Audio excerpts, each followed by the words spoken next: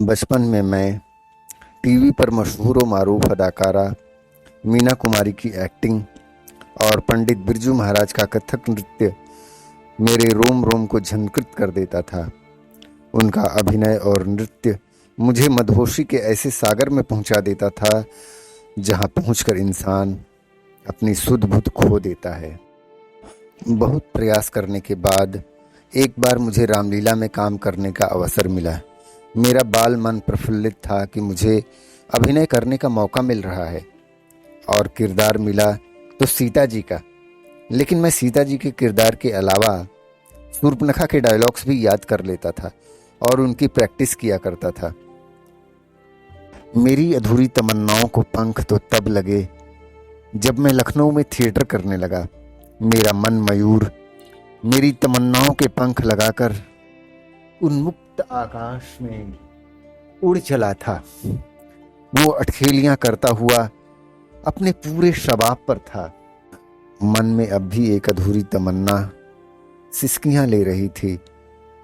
सैया भाई कोतवाल नाटक की रिहर्सल के दौरान 2 महीने कथक सीखने का अविस्मरणीय अनुभव बयान से बाहर था। मैं पूरे मनोयोग से कथक सीख रहा था और मेरा मन मयूर उन्मुक्त आकाश में उड़ता ही चला जा रहा था। लेकिन तभी मेरी अंतरात्मा अंतर्नाद कर विलाप करने लगी। उसकी करुण पुकार सुनने वाला कोई नहीं था। मुझे कथक सीखने से रोक दिया गया था।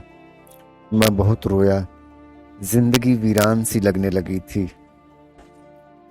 कई सालों के लंबे इंतजार के बाद एक उस्ताद मिले। मेरी करुण पुकार उन्होंने सुन ली थी। मैं उनसे बहुत मुतासिर था। उन्होंने मेरी कुम्हला चुकी अधूरी तमन्नाओं को सिंचित कर उन्मुक्त आकाश में उड़ने के लिए प्रेरित किया। लेकिन मेरे पंख आकाश में उड़ना भूल चुके थे। मैं उड़ना तो चाहता था लेकिन उड़ना सीख नहीं पा रहा था। लेकिन मुझे दूसरे उस्ताद मिले जो मुझे उन्मुक्त आकाश में उड़ना सिखा रहे थे। लेकिन मेरा पागल मन अपने प्रथम गुरु को ही अपने गुरु पद पर विराजमान कर चुका था, जहां पहुंचकर इंसान खुदा बन जाता है। और सबसे बड़ी वजह ये थी कि वो महान कथक गुरु पंडित बिरजू महाराज के शागिर्द थे। जो ग्रेस उनके डांस में था वो मुझे कहीं नहीं मिला। अब भी मेरा ये पागल मन अपने उस्ताद के लिए बेकरार है।